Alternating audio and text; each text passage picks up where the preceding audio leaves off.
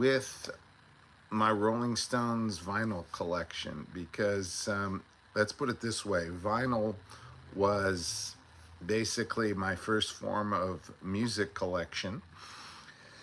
And in the 90s, when record stores and fans were mass dumping vinyl, I was out there gathering some of it up. I'm like, wow, this is a terrific deal. And it's really, as you can see, if you check eBay and Amazon and some of the other online marketplaces and record shops, it's vinyl has become almost the medium of choice. It's kind of unbelievable because it was understood that CDs were replacing vinyl because they were more practical, it was easier to find the song. There was no wearing down of the vinyl with the needles and replacing needles, and you could play it in the car, you could play it at home, you could take it with you, you could have a portable. It just seemed like it would make more sense. The only problem was is that you were missing all this big album art, and when you're trying to read the liner notes on a CD, you needed a magnifying glass. But nonetheless, we're here to talk about vinyl. It came back.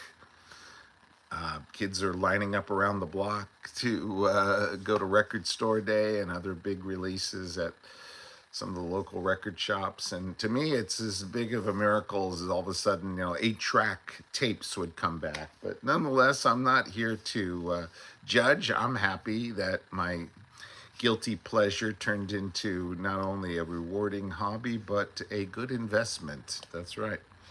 So, with that said, I'm gonna just deal with vinyl. I probably have every single Rolling Stones album there is, plus a lot of rare concerts and studio outtakes.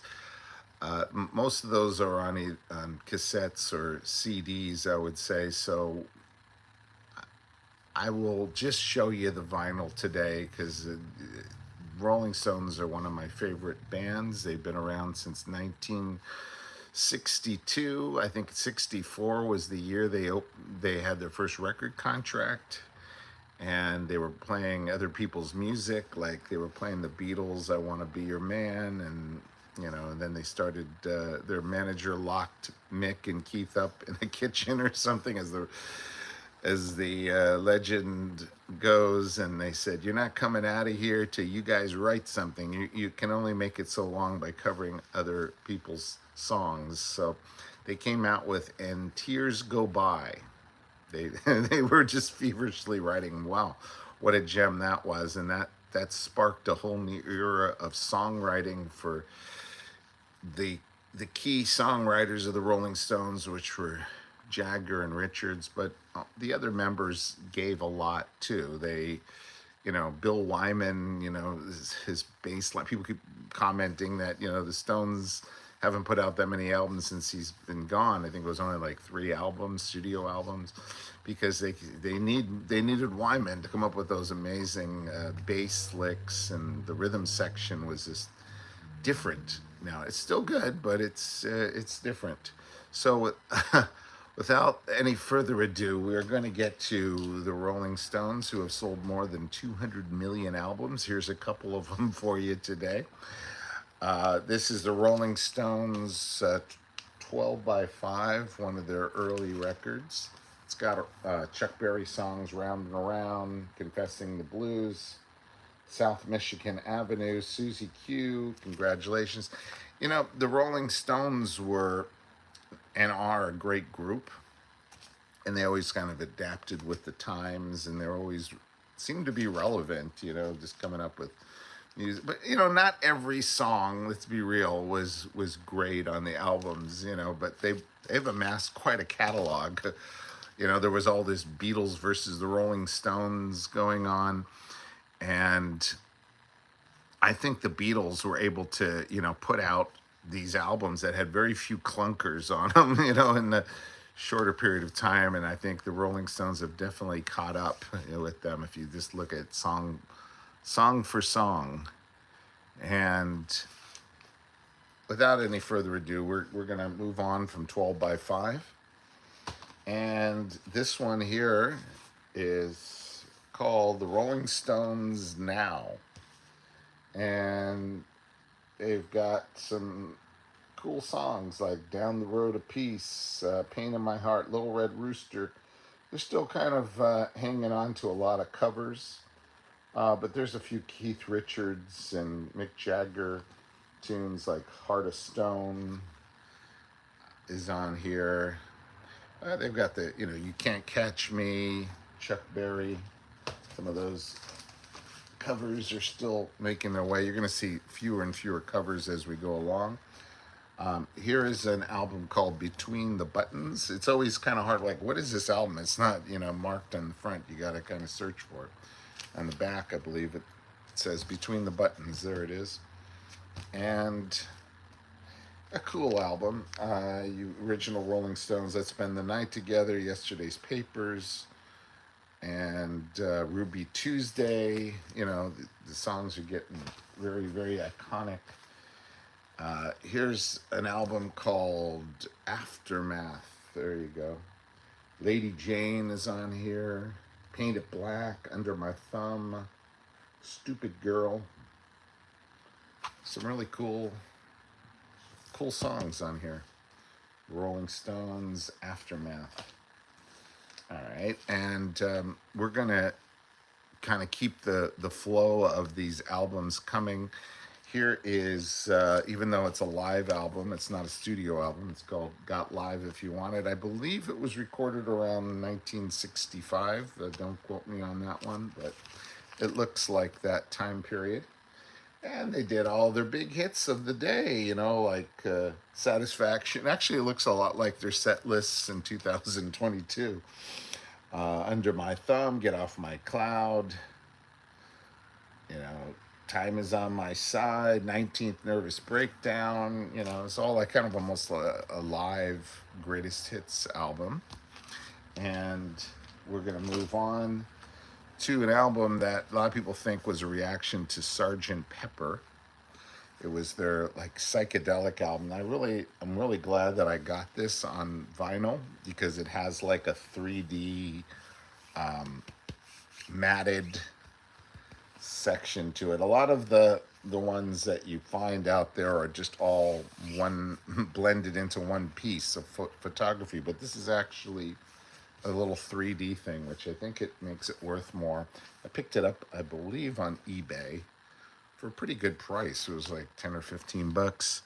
My favorite band of all time. All right. Yeah, Rolling Stones are up there. They're probably one of the most, if not the most popular rock and roll band out there. I'm glad you're enjoying this. And what was on this? 2000 Man. Kiss had a cover of that on their Dynasty album. Ace Frehley did an interesting version of it. 2000 Light Years from Home, and She's a Rainbow. It had some clunkers on there too. It was kind of a mixed bag. It didn't come across as well as Sgt. Pepper's, but you could see that there was an influence there.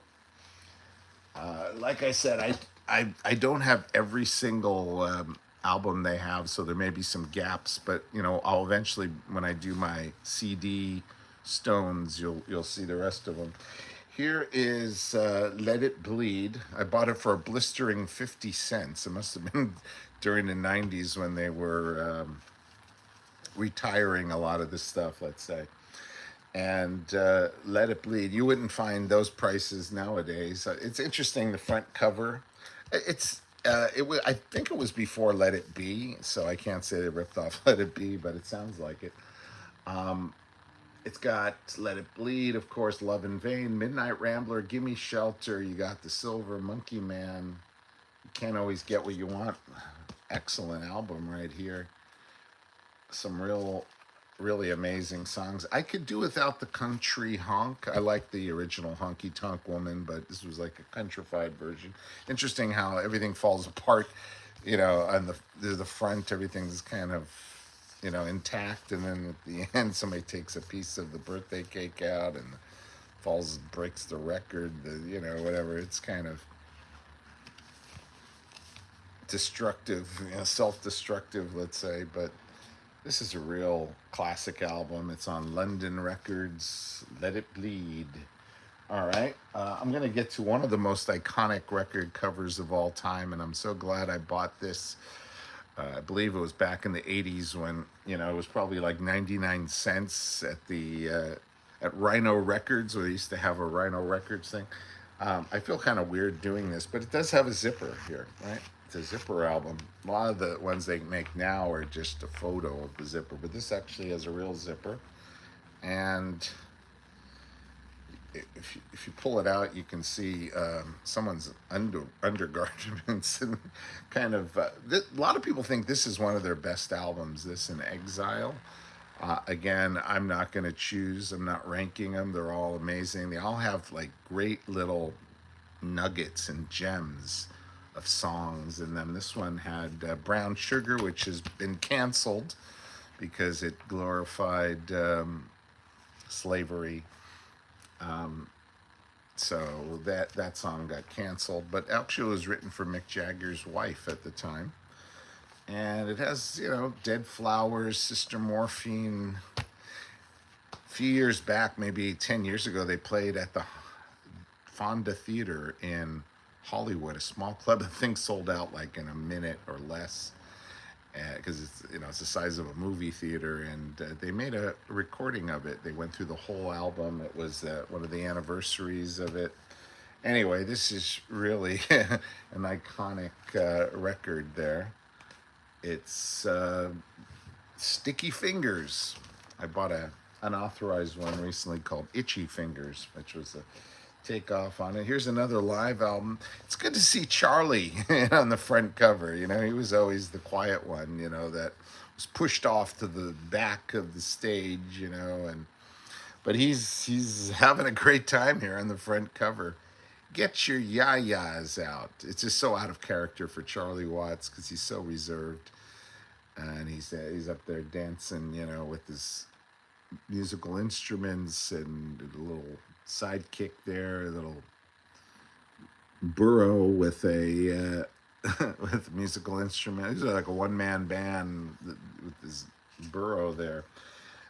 This one's, I think some of it might have came from the Altamont period. I know it's when they started touring, like doing arena rock. They were one of the original big rock and roll bands. I got someone here named Michelle. She's from South Australia, Adelaide. Very cool. I'm going to go back and read your comments. Sometimes they disappear really quick on my screen, so forgive me, but welcome to the live stream. Here is Love in Vain, Honky Tonk Women, and I remember that somebody was yelling, paint it black, devils. I think that you can hear the audio of that in here. You've got Sympathy for the Devil. Really, some people think it's one of their best live albums. They released a CD with it some maybe 10, 15 years ago with some extra tracks. You might want to pick that one up if you want to get a little bit more. This one has a really weird name. I think I'm getting ahead of myself though with that one. I need to pull one off the shelf here. I'm sorry. Before I go to this one, I believe that I'm not sure which one comes first. But anyway, I'm going to go with Goat's Head Soup because it does have a weird name. And there was an unauthorized recording called The Brussels Affair that they released on the reissue of this album. And it has some cool songs on it. Very cool songs. And they didn't. Great Stones collection. Good morning. Hi, Carmela. Thank you so much for joining us. Look at this strange insert that they give you. I would not put this up. I'm an animal lover. I don't know. The goat's head soup. It's kind of a strange concept for me, but it's just kind of weird stuff. But anyway, you can see this one's on Rolling Stone's record, Dancing with Mr. D and G, right? Do, do, do. This one is from '73. Mick Taylor's on it. You got Silver Train, Hide Your Love. Can you hear the music? Star Star. Wow, that was controversial because they used the F word. Oh my God, the F bomb on that one.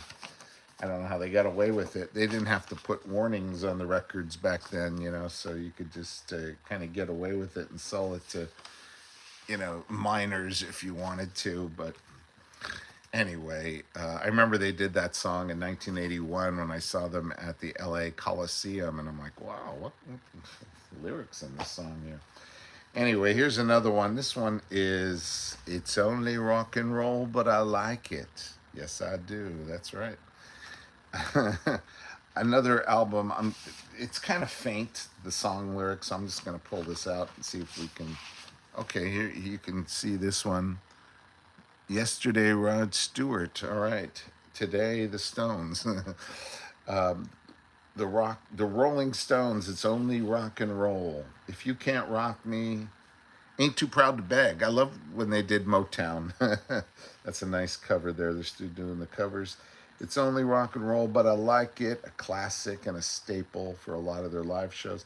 A beautiful song that I don't think gets enough airplay is Time Waits for No One. Wow, very profound and beautiful song. Till the Next Goodbye is on here. And what else do we got? We've got Luxury, Dance Little Sister Dance, Short and Curly, and Fingerprint File. Okay.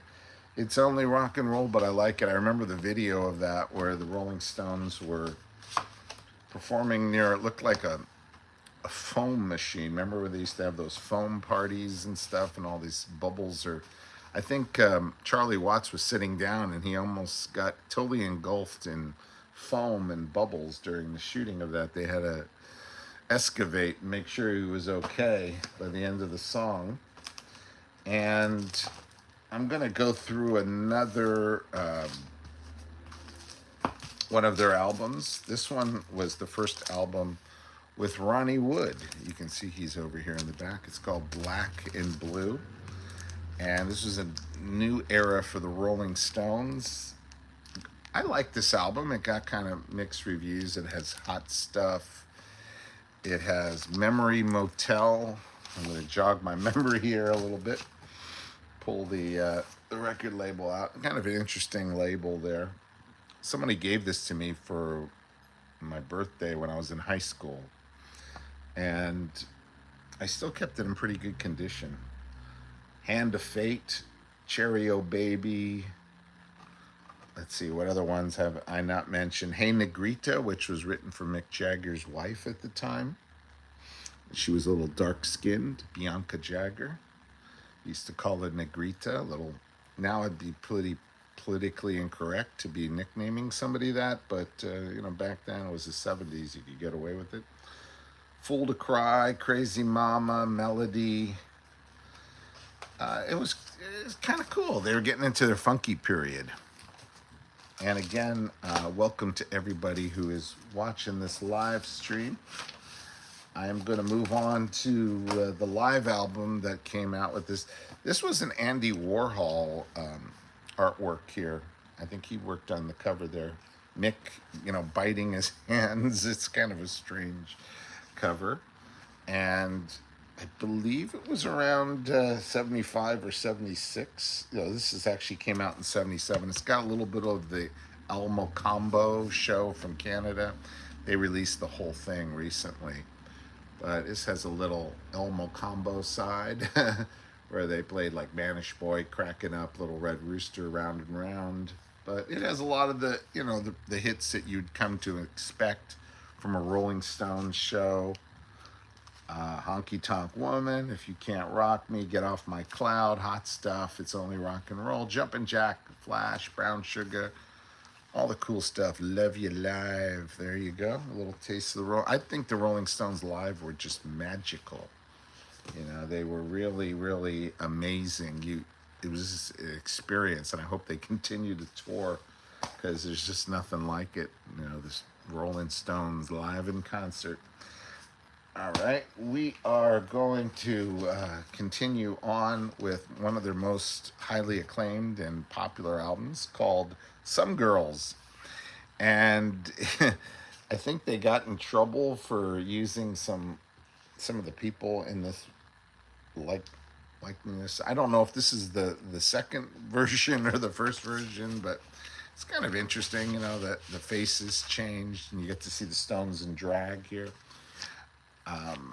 The lyrics to Some Girls was seen as misogynistic. They did do a little bit of everything. They had a country song, Faraway Eyes, on there. They had a disco song, Miss You. Here's the disco version of it. The 12-inch maxi single. And again, interesting to see a traditional rock band kind of playing the music of the times, 1978, when disco was ruling the airwaves. You had the Stones, giving their contribution. And they claim it wasn't disco, it was just the four in the floor backbeat that Charlie was providing. And of course, Bill Wyman contributed a lot to that. Funky groove. And then they got into some more funky music, but they kept their rock and roll roots on this one. Emotional Rescue. Jagger used his falsetto voice on that title track. And there was a song called If I Were a Dancer. Here they just call it Dance, which also sounded kind of disco. What you doing on Fifth Avenue, Keith? And they were hanging out and playing their songs. But there was blues on here. There was rock and roll. It wasn't all just disco and funky stuff. So they, they were keeping it relevant. All right. And this album here was called Tattoo You. You remember that one? The Illustrated Men. If Mick Jagger and Keith Richards had face tattoos, it would look like this. And by the way, this was really a great album. It was in the mix for quite a while. I heard that these songs were written years ago and they were just kind of kept in the can, and then they put it together and made an album. But the first side seems more like straight ahead rock and roll, and the second side like Waiting on a Friend, and there were some more mellow songs. So I would say there's a fast side and a slow side. But it was a cool album, and it kind of re-sparked interest in the band. They did Start Me Up was a big signature song from that, and then here was their big stage production. Tattoo You is the first album Michelle Verboten Slave was a great song. I don't want to be your slave. Again with the falsetto. I'm glad you brought that up. Rolling Stones Still Life, right? This was the 1981 tour. Here's the gatefold. And I think it was done in Philadelphia, but don't quote me. It might have been a smattering of some of the greatest performances of that show. I remember seeing them in the Coliseum in LA, 1981. Prince opened for them, along with Jay Giles and George Thorogood. All right. Rolling Stones Still Life. Just My Imagination, another Motown cover. I really like their version of that. And here is Rolling Stones' Undercover of the Night. I know that some people have mixed feelings about it, but I was in college when this album came out. I was loving it. Undercover of the Night. It had some kind of violent music videos. Too Much Blood. Then there was She Was Hot, which was somewhat exploitative of women. I don't know. It's just a little exploitative here. I don't know.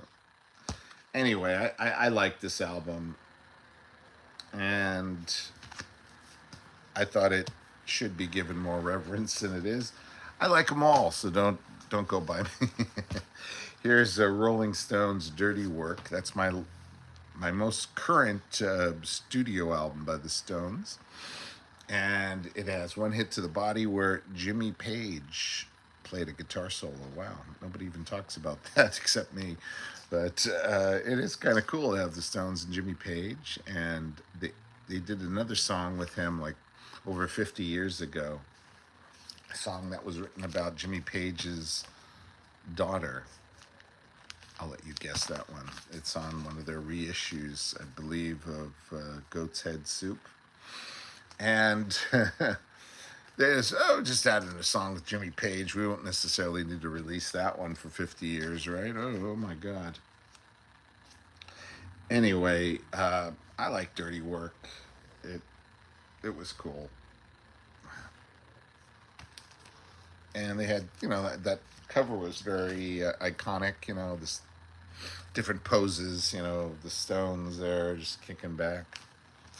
All right, I'm gonna conclude this video with a bunch of greatest hits and other types of albums.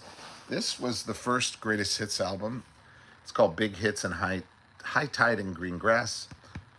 This picture looks like it was maybe taken somewhere in England near a castle or something, but actually it was in Franklin Canyon in Beverly Hills. I made a video going there one time to trace the footsteps of the Stones. This was, they also filmed the Andy Griffith Show, the opening scene there.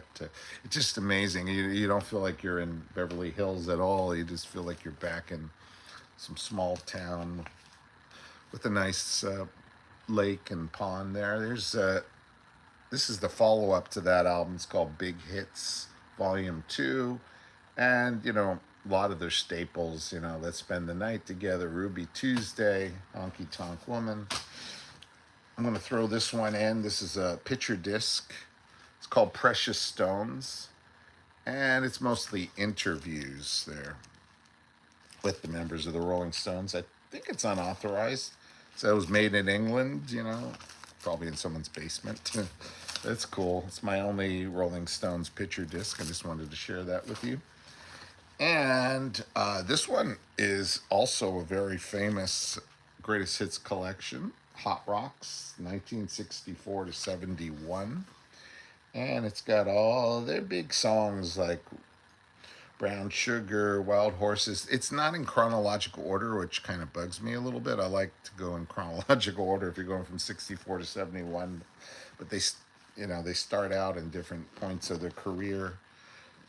But it's a really good compilation. Hot Rocks, 1964 to 71. I'm not sure if this album it was as popular or as well known, but it is called Rolling Stones More Hot Rocks. If you just can't get enough of this. Hey, I'm glad you enjoyed it, Michelle. Thank you so much for your support. More Hot Rocks, Big Hits and Phase Cookies. That's an interesting concept. And they kind of went back again to their early period through their, I would say this is even earlier for some reason than the first Hot Rocks. And it's got a lot of their 60s songs like Tell Me, Not Fade Away, Out of Time. It even has that song that they did with the Rolling Stones called We Love You is on here. I think that was around 67. So this is the follow-up to Hot Rocks, More Hot Rocks. There's a lot of greatest hits albums, people. This one is kind of a strange greatest hits album. It's hard to find, called Metamorphosis. And they kind of